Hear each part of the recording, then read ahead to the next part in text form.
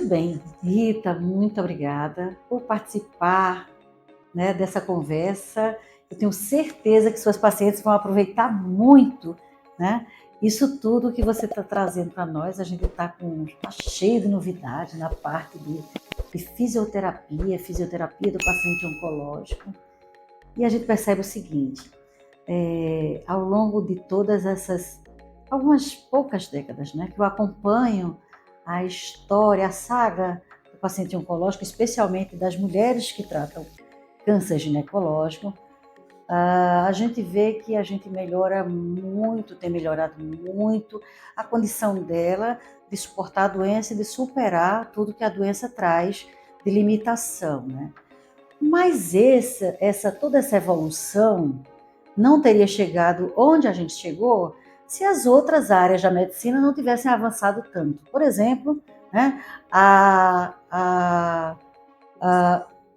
odontologia, tá? Tratando dos implantes de paciente que faz radiação e tem, né, os problemas mandibulares, os problemas ósseos. Isso daí, assim, está formidável. A fisioterapia, de uma maneira geral, a terapia ocupacional, a psicoterapia, né? E aí, como é que você vê esses avanços aí da fisioterapia ajudando tanto a paciente oncológica, né? Me conta aí, onde é que vocês entram? Como é que vocês ajudam tanto essas mulheres? Primeiro, eu gostaria de agradecer, doutora Yolanda, é uma honra estar aqui com você, que é uma referência para todos nós na ginecologia oncológica. E, graças a Deus, a medicina ela vem evoluindo muito, né? E com o avanço da medicina, também vem o avanço nas outras áreas da medicina. Então, a fisioterapia oncológica, nesse tempo, né, que eu atuo em oncologia mamária, na parte da fisioterapia mamária, de 17 anos para cá, ela evoluiu bastante. Então, o que a gente tinha antes, que eram técnicas muito isoladas, a gente tem um avanço de técnicas e que a gente consegue, hoje em dia, dar uma melhor qualidade para essas pacientes. Hoje, a gente já consegue falar em qualidade de vida durante um tratamento oncológico, durante a quimioterapia, durante a radioterapia, durante a cirurgia. Então, a gente evoluiu bastante. As técnicas evoluíram muito e hoje a gente de fato consegue dar uma melhor assistência a essas pacientes num momento de tanta fragilidade, num momento onde tem tantas dúvidas, num momento onde surge tanto medo. E eu digo que a equipe multidisciplinar, quando essa paciente ela é acompanhada por essa equipe multi, ela se sente mais acolhida, ela se sente amparada. Cada profissional pega na mão mesmo e conduz da melhor maneira possível. Sua experiência maior, né, é na recuperação da paciente que sofreu o câncer de mama, né? Mas eu já sei que a grande novidade do momento é a fisioterapia. A gente conhecia a fisioterapia como tratando o paciente que foi operada, de câncer de mama, né, para prevenir aqueles dramáticos linfedemas. Então, assim, eu conheço a fisioterapia desde quando a gente mandava depois que operava, né? Hoje em dia eu não opero mais mama e tal, mas a gente mandava o paciente depois de operada, depois de tratada, para vocês tomarem conta, né? Tipo assim, ó, vamos prevenir seu linfedema, mas já depois de ter feito tudo. Linfedema, só para explicar para quem não sabe, né? Que é aqueles inchaços gigantes que deixavam, né, os braços das mulheres, muitas vezes, incapacitados, né? Então era muito frequente a gente ver isso. E hoje em dia a gente praticamente não está vendo. Isso é fantástico. Porque você imagine isso, né, associado ao fato que a gente tem cada vez mais mulheres mais jovens com câncer de mama. Então ela fica incapacitada. O câncer de mama bilateral, quantas vezes a gente precisa, né, realizar a mastectomia bilateral, esvaziar bilateralmente, é dramático, né?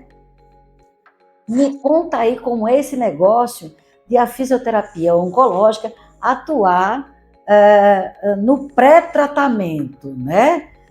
Vai adivinhar, né, isso daí se a gente não conta, né? É verdade. Doutora, ainda existe a cultura da reabilitação, né? De focar muito fisioterapia, a reabilitação, a reabilitar. Mas isso vem mudando. Eu costumo dizer que quando fala de fisioterapia oncológica, o foco não deveria ser a reabilitação, e sim a prevenção. Sério? Devido à abordagem axilar, né, independente de ser biópsia do linfonodo sentinela, né, a retirada do sentinela, ou de alguns outros linfonodos, né, ou do esvaziamento axilar, a gente trabalha hoje em dia de forma preventiva. Então, o que antes a gente via, que era o paciente só chegava para a gente numa fase de reabilitação, já com um monte de alterações e complicações decorrentes da cirurgia, hoje em dia a gente entra e fala muito na forma preventiva. O que seria essa forma preventiva? O ideal, no mundo ideal mesmo, seria que essa paciente chegasse para a gente numa avaliação pré-operatória. Então, antes dessa paciente se operar, ela fosse encaminhada para o fisioterapeuta oncológico para ele avaliar toda a estrutura dessa paciente. Força muscular, como é a qualidade da pele dessa paciente, se ela tem alguma alergia ou não, como é que está o condicionamento dela cardiorrespiratório, como é a qualidade de vida dessa paciente. A gente precisa pensar na paciente como um todo. A gente precisa pensar no lado, como é que ela está, o lado mental dela, como é que está o lado físico dela, porque tudo isso influencia em uma recuperação de excelência com melhor resultado ou não. Perfeito, perfeito.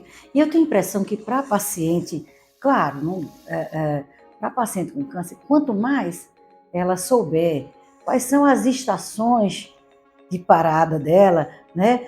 Quais são os recursos que ela vai ter em seu favor, ela vai se sentir mais segura e com isso, com certeza, os tratamentos vão ser menos dramáticos na vida dela. Eu tenho certeza disso. E os mastologistas já adotaram essa prática, eles estão mandando para fazer avaliação com a fisioterapia oncológica? Doutora, eu noto assim, uma grande maioria tem adotado essa fisioterapia como fazendo parte, que realmente faz, da equipe multidisciplinar. Então a gente nota que assim, muitos mastologistas encaminham já a paciente na fase pré-operatória, para a gente ter essa avaliação, para a gente ter essa conversa.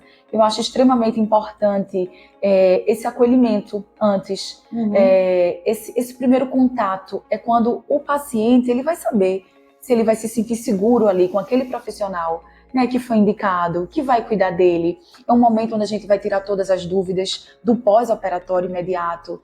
É um momento que a gente vai esclarecer sobre o sutiã, sobre o tipo de malha, sobre a meia antitrombo. É um momento onde eles têm muitas dúvidas. Ainda chega paciente depois de um tempo que achava que não podia mexer o braço.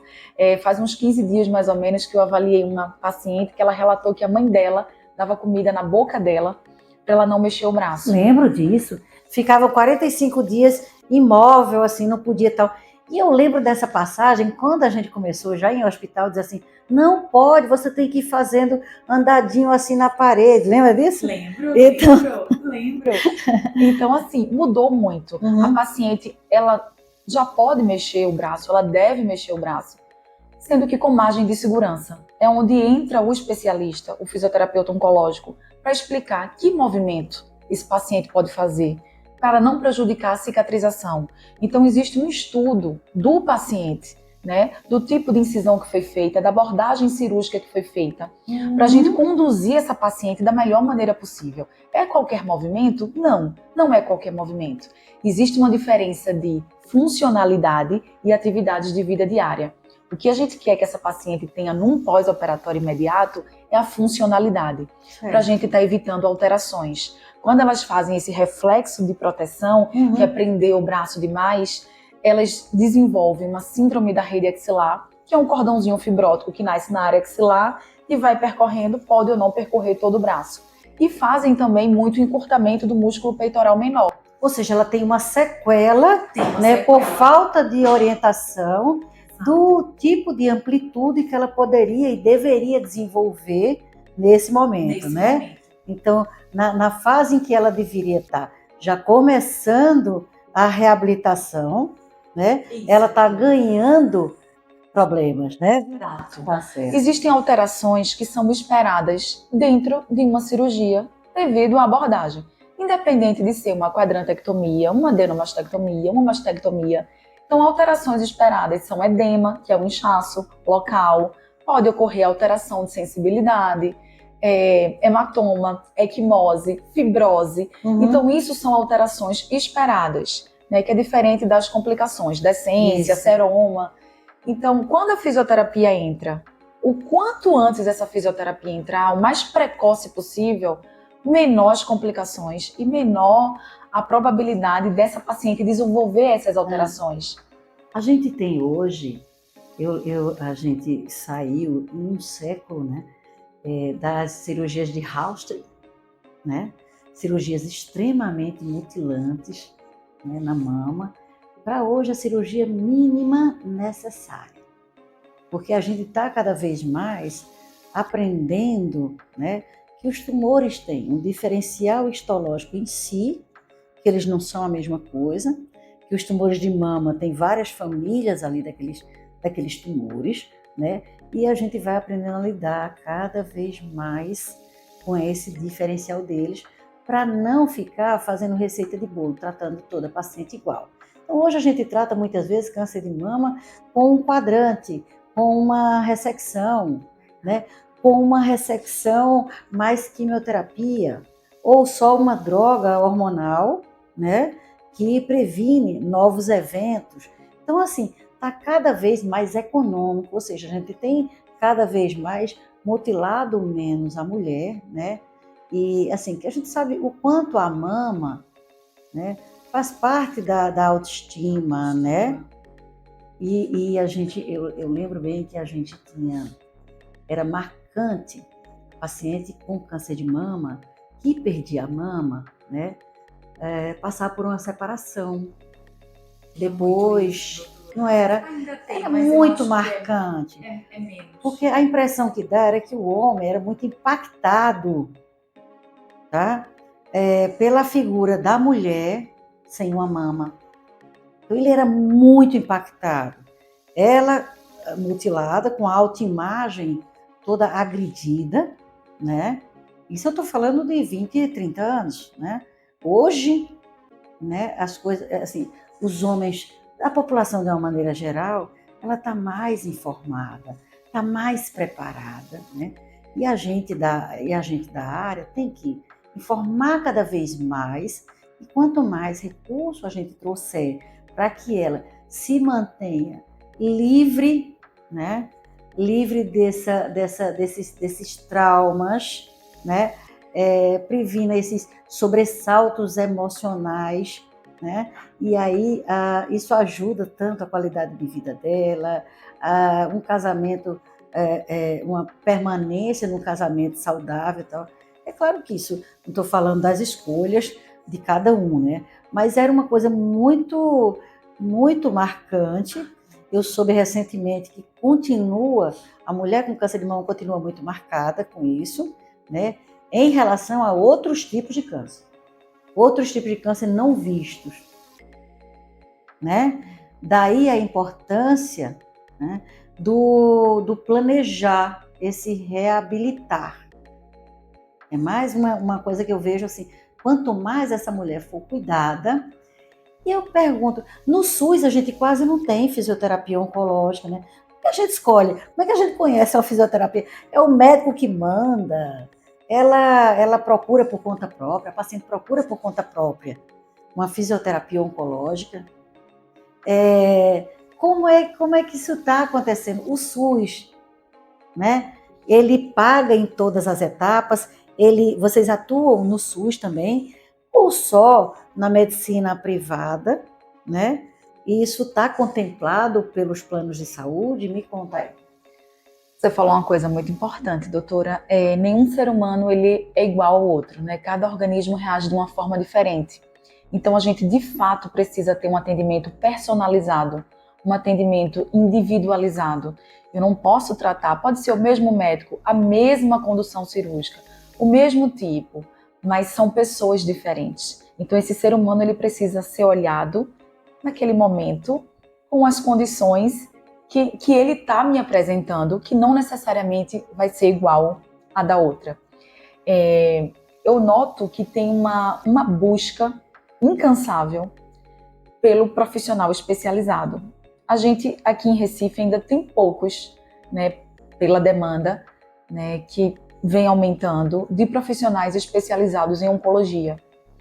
Existe uma diferença. Além do profissional ser especialista em oncologia, por exemplo, eu fui estudando e me dedicando só para áreas de atuação de formação em mama.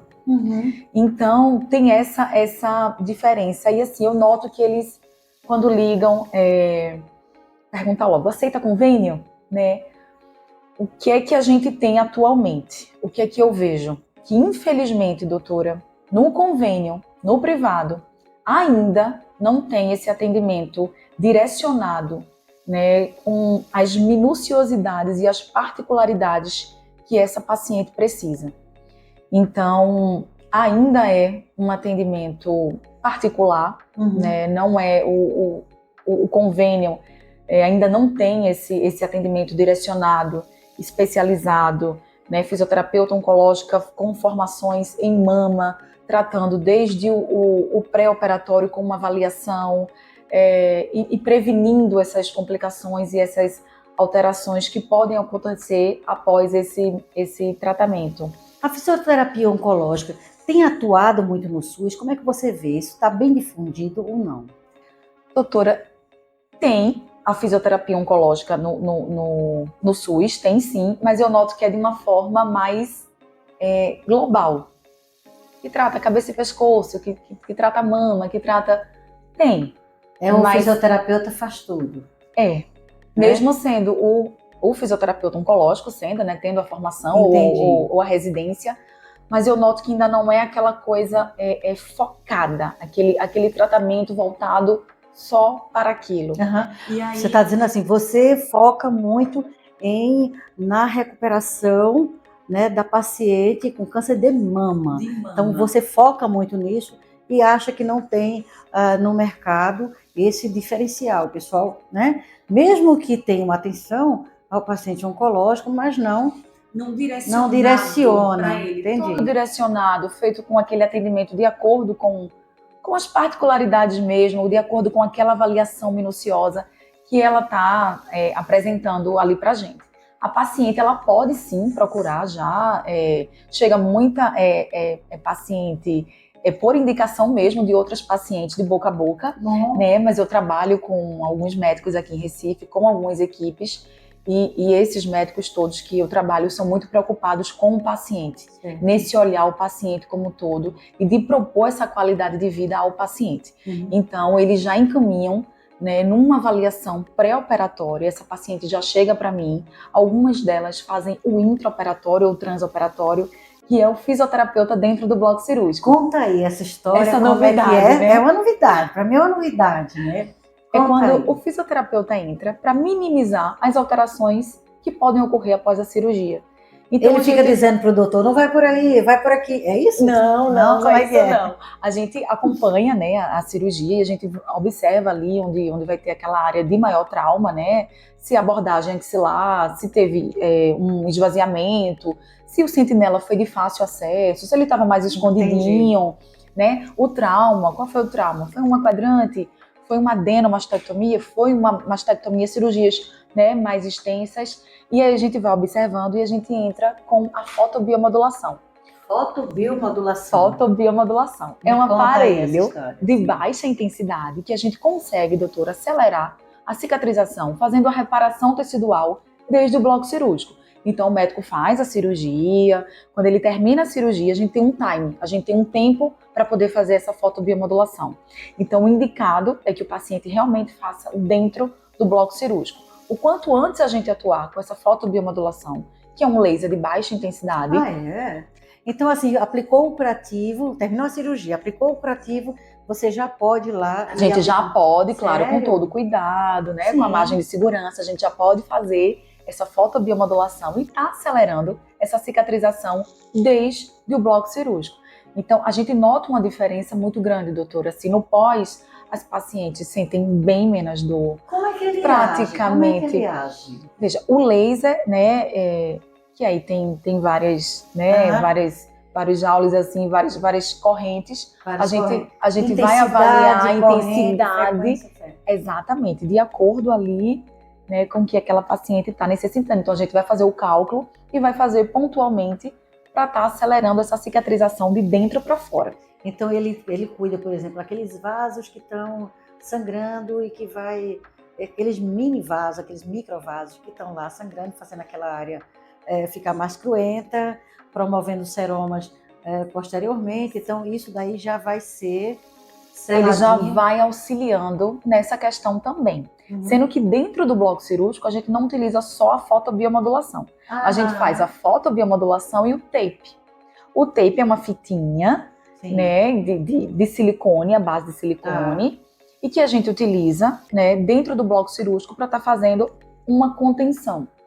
A gente utiliza um tape que a gente vai estar fazendo essa compressão que a gente quer para estar evitando exatamente hematoma, seroma, esse seroma que pode acontecer de forma exacerbada.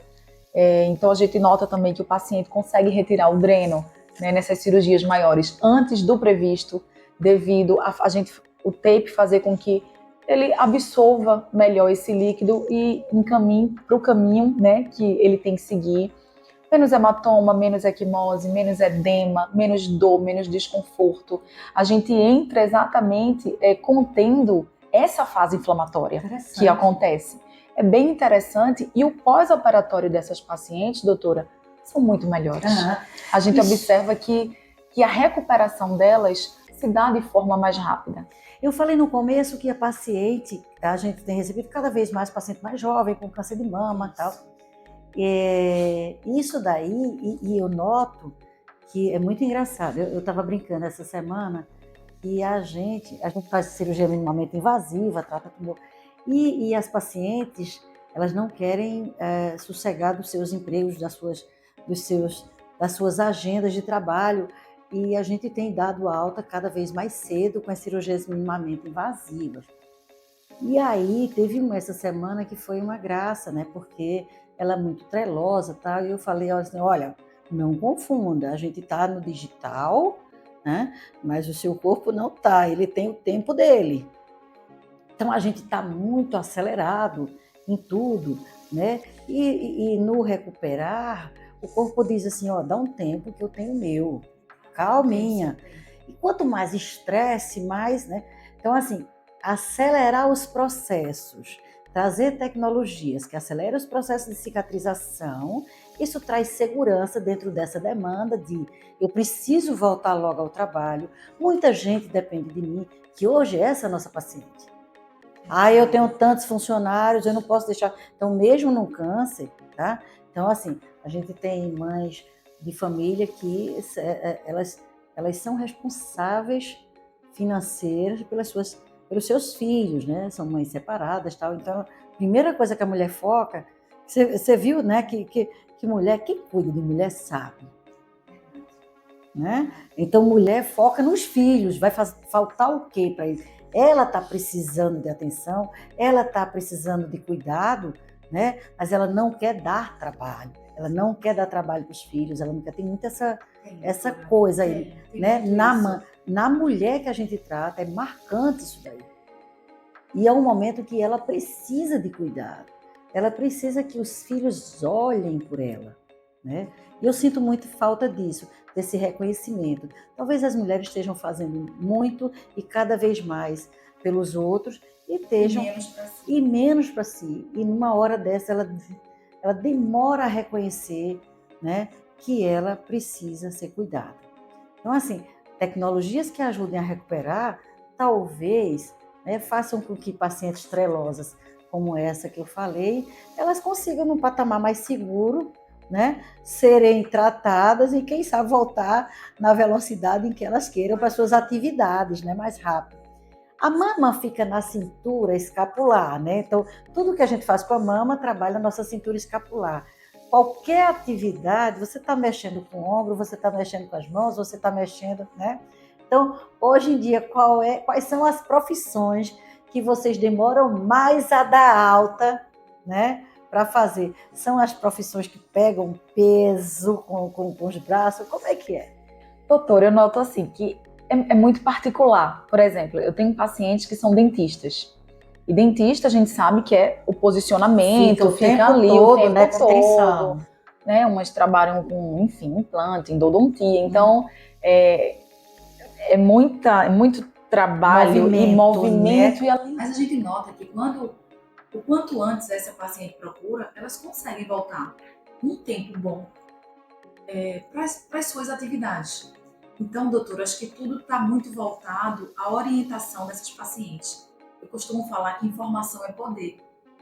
Quanto mais essa paciente for bem orientada pela equipe, bem direcionada e bem cuidada, menos alterações, menos complicação e mais qualidade de vida essa paciente vai ter. Com certeza, com certeza. Atividade física em academia, pegar peso, esse negócio demora muito a liberar? Perfeito. A gente olha de forma individual, de forma particular de cada uma, dependendo de cada tipo de cirurgia. Então isso é muito particular. Mas assim, num geral, não demora tanto. Né? E existe até um medo delas, tipo, é um tabu. Né? Quem tem esvaziamento axilar pode pegar peso? Pode. Pode. Agora de forma lenta e gradativa. Então, uma paciente que tem esvaziamento axilar, ela precisa ser muito bem orientada. Se ela tiver um profissional especializado cuidando dela e orientando, dificilmente ela vai desenvolver esse linfedema. Muito bem. Como é que a gente orienta? A gente orienta que essa carga, esse peso, ele seja de forma gradativa. Essa paciente não vai sair de 0 para 5 quilos. Ok. Ela vai sair de 0 para 1, de 1 para 2, Perfeito. com um acompanhamento e assim sucessivamente. Então, ela pode sim e deve fortalecer esse membro, agora sendo muito bem orientada. Muito bem. As pacientes que passaram por radioterapia, certo? Que é uma constante, a radioterapia, né, no câncer de mama. Então, ela tem suas complicações. Até que ponto a radiodermite é uma delas, não é isso? Uma delas. Até que ponto vocês conseguem ajudar nessa questão, na prevenção da radiodermite, né? E no tratamento posterior, porque um dos problemas é a fibrose, depois que se supera, é a fibrose intensa, a fibrose que dói, que as pessoas não sabem que fibrose dói, né? E faz parte de incapacitações, né? Então, me conta aí como é que vocês atuam nisso daí. Doutora, hoje em dia a gente atua também numa pré-radioterapia. Então, a gente tem o LED terapia, a gente tem vários estudos mostrando a eficácia do LED e da prevenção dessas radiodermites mais avançadas. Né? A radiodermite grau 2, grau 3, grau 4 e grau 5. Né? Então, quando a paciente ela tem esse direcionamento, o que a gente nota é que elas fazem a radiodermite grau 1, que é a alteração de coloração. Né? Mas quando ela vem sendo acompanhada por um profissional, né, que está atualizado com as técnicas, né, que a gente tem, técnicas que a gente consegue prevenir essa sensação de ardor, de coceira, de queimor, de dor. Então, a paciente ela pode e deve sim fazer fisioterapia durante a radioterapia. Agora, que tipo durante a rádio? durante Sério? a rádio. Agora, que tipo de fisioterapia é essa? Então, isso é que é a diferença. A gente utiliza o LED hoje em dia e, assim, na prática clínica, o que eu noto é que as minhas pacientes, elas não estão passando ali da radiodermite grau 1, que é a alteração de coloração. Certo. Então, uma paciente muito bem orientada, eu não faço aquela, eu acho que nenhum profissional deveria fazer, tipo, não sei quantas hidratações por dia para todo mundo. Eu acho que a gente tem que olhar a pele, a gente tem que olhar o tecido, a gente tem que olhar se essa paciente já tem uma predisposição à alergia ou não. Então, acho que a gente tem que olhar de forma individual. Então, particularmente, eu faço um cálculo de quantas vezes elas vão colocar aquele chazinho de camomila, as hidratações, orientar sobre os cremes, porque a gente precisa de um trabalho em conjunto. Então, eu faço o meu trabalho no consultório, né, para que ela não venha desenvolver essas radiodermites mais avançadas, para a gente minimizar as fibroses radioinduzidas, que ainda é uma queixa muito grande, que de fato pode desenvolver, né, porque uma queimadurazinha de dentro para fora do organismo, ele vai ali, né, ele vai como é que eu posso dizer? Ele vai responder Isso. de uma forma como proteção mesmo. Uhum. Então, umas fazem mais fibrose, outras fazem menos fibrose. Uhum. Mas assim, a gente consegue minimizar esses traumas com a fisioterapia direcionada e com um olhar individual para Ótimo. cada uma. Ótimo. Você falou aí nas compressinhas com camomila. Eu sou fã, que eu uso muito em pacientes que estão em radioterapia para câncer de colo de útero, né? Então, embrocações com chazinho de camomila, resfriado. Aí eu falo muito. Elas, às vezes, não fazem muita fé, não. Eu digo, faça, vá por mim, né? E aí ensino como é que faz tal. E é delícia, né? Porque ele é um calmante de mucosa, calmante de pele, né? Para mucosa úmida, ele é adstringente também. Então vai dando uma arrumada naquela biota, né? A história da camomila eu sou fã. Aliás, eu sou fã de planta, né? Você vê. Me conte uma coisa. Os linfedema, a gente sabe que, graças a Deus, a gente tem feito muito pouco esvaziamento radical. Não é verdade? Porque uma vez você tirou as estações da trama linfática, ele não se recupera. Então, o linfedema é para sempre, né? E aí, mas a gente quase não vê, mesmo na paciente, né?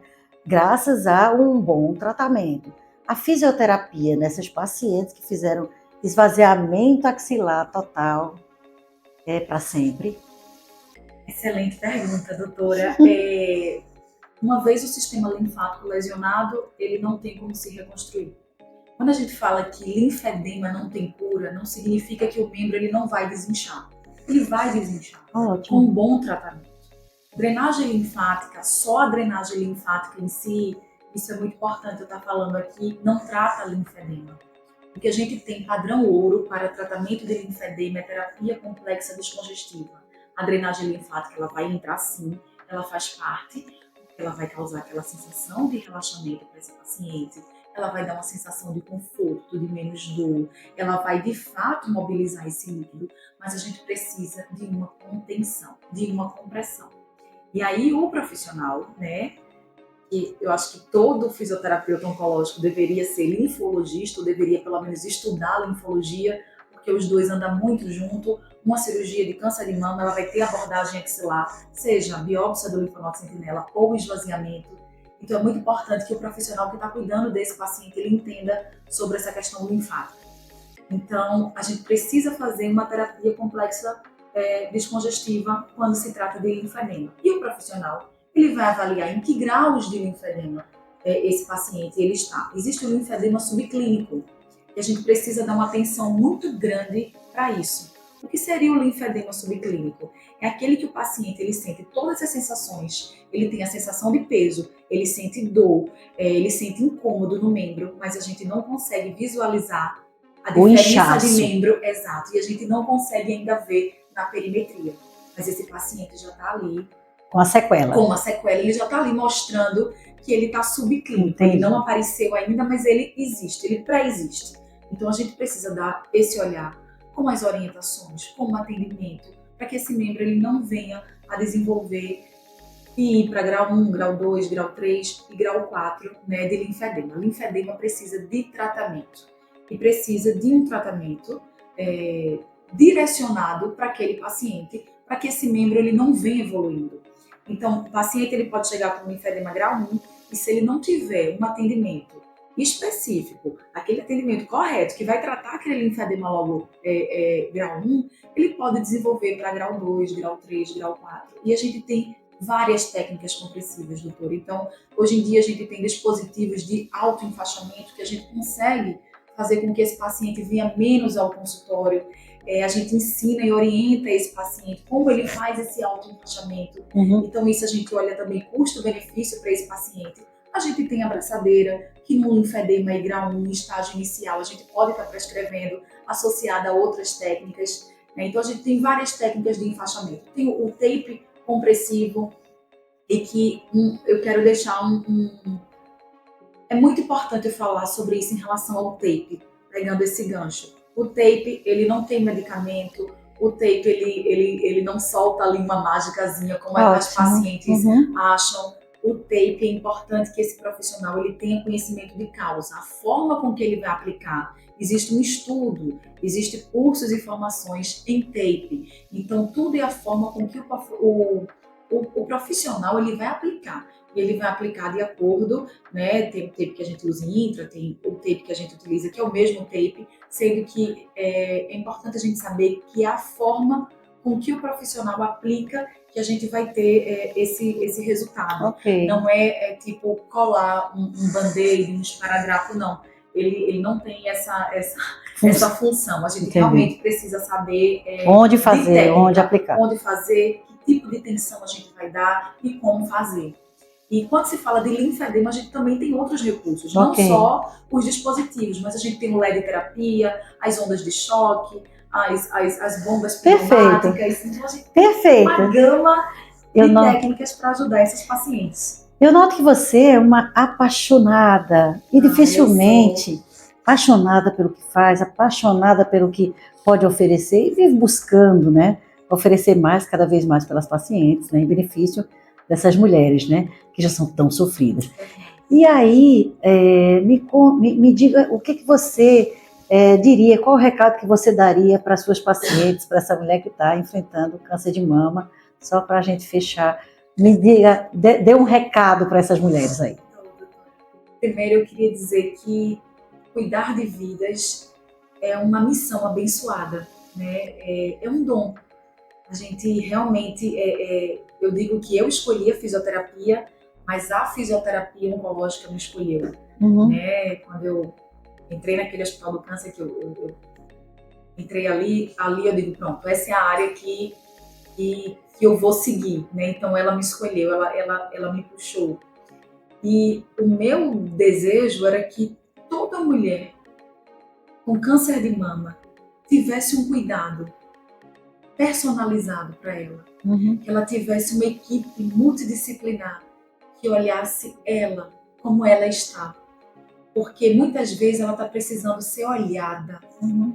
Não é a mama em si, mas são coisas que podem vir de trás, de antes.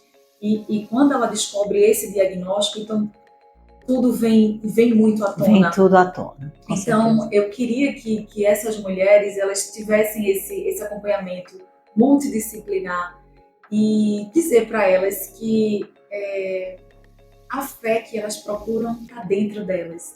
Né? Elas têm uma força incrível que muitas vezes nem elas mesmas sabem. Uhum. E conseguem passar pelo tratamento de uma forma que nem elas esperavam.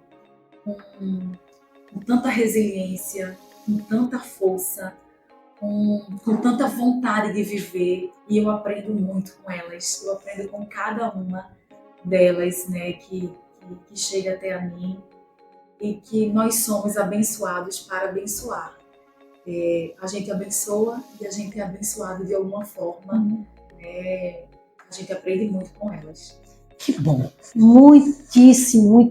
A gente tinha assunto aqui para mais. Então vai ser para uma próxima vez, tá? Então você vai trazer depois suas novidades, quando você for para os seus congressos, vai trazer de novo suas novidades, tá?